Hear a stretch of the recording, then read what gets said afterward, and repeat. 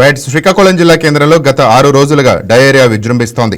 నగరంలోని మంగువారి తోట, దుమ్మల వీధి, గోల్కొండరేవు, కంపోస్ట్ కాలనీ, బొడ్డమ్మగూడ వీధి, మొండేటి వీధుల్లో డయేరియా పంజా విసిరింది. డయేరియా బారిన పడిన నగరంలోని మంగువారి తోటలోని మండాల సురేష్ అనే వ్యక్తి హాస్పిటల్లో చికిత్స పొందుతూ మృతి చెందగా మరో ఇద్దరు కూడా డయేరియా కారణంగా కావచ్చునని అధికారులు అనుమానిస్తున్నారు. నిన్నటి వరకు మొత్తం 158 డయేరియా కేసులు నమోదు కాగా అందులో 111 మంది ప్రస్తుతం వివిధ ఆసుపత్రుల్లో చికిత్స పొందుతున్నారు.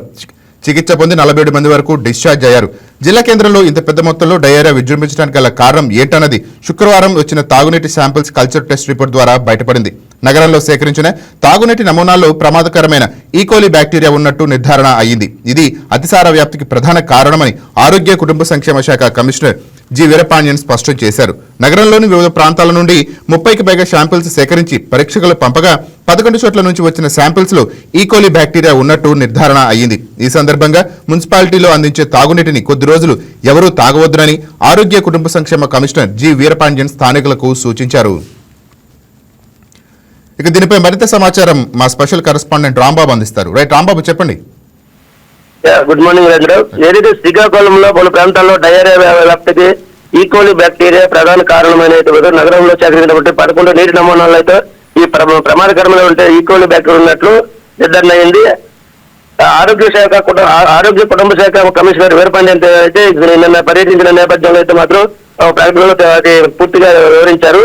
ఏదేమైనప్పుడు కూడా నిన్న జిల్లాలో ఉన్నటువంటి ఏదైతే బాధిత ప్రాంతాలు ఉన్నాయో బాధిత ప్రాంతాల్లో కలెక్టర్ అదేవిధంగా జేసీ గారితో కలిసి శ్రీకాకుళం డయేరియా ప్రాంతాల్లో అయితే మాత్రం కమిషనర్ అయితే పర్యటించారు. మనం మొదటిగా ఎక్కడైతే డయేరియా లక్షణాలు కనిపించాయో అక్కడ ఉన్నటువంటి సిమ్మన్న హాస్పిటల్, అదేవిధంగా బోడెమ్మ కోవిల, హెచ్ఆర్ల వీరి పరిసరాల్లో అయితే మాత్రం పారిశుద్ధ్య పనులపైన అదేవిధంగా తాగునీటి పైప్ లైన్ పై క్షేత్రస్థాయిలో అయితే మాత్రం కమిషనర్ తనిఖీలు చేయడం అయితే జరిగింది. ప్రస్తుతం శ్రీకాకుళంలో ఇప్పటి వరకు అయితే మాత్రం 158 డయేరియా కేసులు నమోదు కాగైతే మాత్రం 111 ప్రస్తుతం అయితే మాత్రం హాస్పిటల్లో చికిత్స పొందుతున్నట్టు తెలుస్తుంది.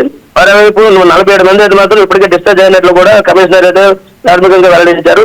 అదేవిధంగా మరోవైపు చూసుకున్నట్లయితే ఏదైతే ఈ డయేరియా ప్రాంతంలో ఉన్న ప్రజలు కాలువల మీదకి అయితే మాత్రం అక్రమంగా ఈ తాగునీటి పైప్ లైన్లు వేసుకుని అయితే మాత్రం వాటికి మోటార్లు బిగించి నీటి అయితే మనం తీసుకోవడం జరుగుతుంది. దీనివల్ల ఉన్నటువంటి మోటార్లు బిగించి నీటిని వినియోగించుకునేందుకు మాత్రం వాళ్ళనైతే ఏదైతే ఈ మురుకాలు ఉన్నాయో అక్కడ ఉన్నటువంటి ఆ కాలువలతో పాటు భూగర్భ జలాల్లో ఉన్నటువంటి ఏదైతే ఈ కలుషిత నీరు కలుస్తుంది కాబట్టి ముఖ్యంగా ఈ వీధుల్లో తర్వాత ఏదైతే ఈ ప్రభావిత ప్రాంతాలు ఉన్నాయి, ఈ ప్రభావిత ప్రాంతాల్లో కూడా ఎక్కువగా పశువులు ఉంచుతున్నారు. పశువులు విడిచిపెట్టిన వ్యర్థాలు కూడా ఈ మురుకాలు కాలడం వల్ల అయితే మాత్రం ఈ బ్యాక్టీరియా ప్రధాన కారణం అనేది మాత్రం కమిషనర్ అయితే మాత్రం దాన్ని జరిగినటువంటి పర్యటనలో అయితే మాత్రం వివరించడం జరిగింది. మరోవైపు చూసుకున్నట్లయితే కమిషనర్ ఆదేశాల మేరకు అయితే భవిష్యత్తులో ఇటువంటి పరిస్థితులు రాకుండా శాశ్వత పరిష్కారం కోసం అయితే చర్యలు తీసుకోవాలని కమిషనర్ అయితే జిల్లా అధికారులకు ఆదేశాలు జారీ చేశారు. మరోవైపు ఏదైతే ఈ ప్రభావిత ప్రాంతం ఏదైతే ఉందో శ్రీకాకుళం ఏదైతే ఈ వ్యక్తి సంబంధించి కమిషనర్ గతంలో ఉన్నటువంటి ఈ డయేరియాకు సంబంధించి బాధ్యుని చేశారు. గత ఉన్నటువంటి కమిషనర్ కూర్మారావుని ప్రస్తుతం అయితే మాత్రం సస్పెండ్ చేశారు. ఆయన స్థానంలో ఇన్ఛార్జ్ గా అయితే శ్రీకాకుళంలో పనిచేస్తున్న జేసీ గారిని అయితే ప్రస్తుతం కొనసాగుతున్న పరిస్థితి కనిపిస్తుంది. మరోవైపు చూసుకున్నట్లయితే ఈ శ్రీకాకుళంలో గతంలో కమిషనర్ గా పనిచేస్తూ ఎప్పటికీ ప్రభుత్వం ఆదేశాలు జారీ చేశాయి. అయితే ఆదేశాలను తీసుకోకుండా ఎవరైతే నల్లయ్య ఈ కమిషనర్ గా బాధ్యతలు సేకరించకపోవడంతో బొడ్డపల్లి రాము అనే వ్యక్తిని అయితే మాత్రం ఇక్కడ కమిషనర్ గా నియమించారు. ఏదేమైనప్పుడు కూడా శ్రీకాకుళం సంబంధించి ఈ డయేరియా ప్రాంతాలలో పర్యటించి ముందస్తు చర్యల్లో భాగంగా ఇప్పటికైతే మాత్రం ఎటువంటి కేసులు నమోదు కాలేదు. ఉన్నటువంటి కేసులు మాత్రం సురక్షంగా వైద్య సైపాలు అందుతున్నాయి. ఒక్కొక్కరుగా అయితే డిశ్చార్జ్ అవుతూ కలుస్తుంది. రాజేంద్ర, రైట్. మరొక ఇద్దరు స్థానికంగా మృతి చెందినట్టు తెలుస్తోంది. వారు కూడా డయేరియాతోనే మృతి చెందారా? ఒక ప్రశ్న అయితే మాత్రం శ్రీకాకుళంలో ఏదైతే ఒక మృతులు మాత్రం అధికారికంగా ప్రకటించారో 2 మృతులు ఏవైతే ఉన్నాయో వాటికి సంబంధించిన అంటే పోస్ట్ మార్టం నిమిత్తం వాళ్ళ నివేదిక వచ్చాక వాటిని కూడా పరిగణలో తీసుకుంటాము. డిసీజ్ కి సంబంధించి రిపోర్ట్ అయితే కావాలనే వల్ల జిల్లా అధికారులు అయితే చెప్తున్నట్టు పరిస్థితి కనిపిస్తుంది. Right, thank you Rambabu.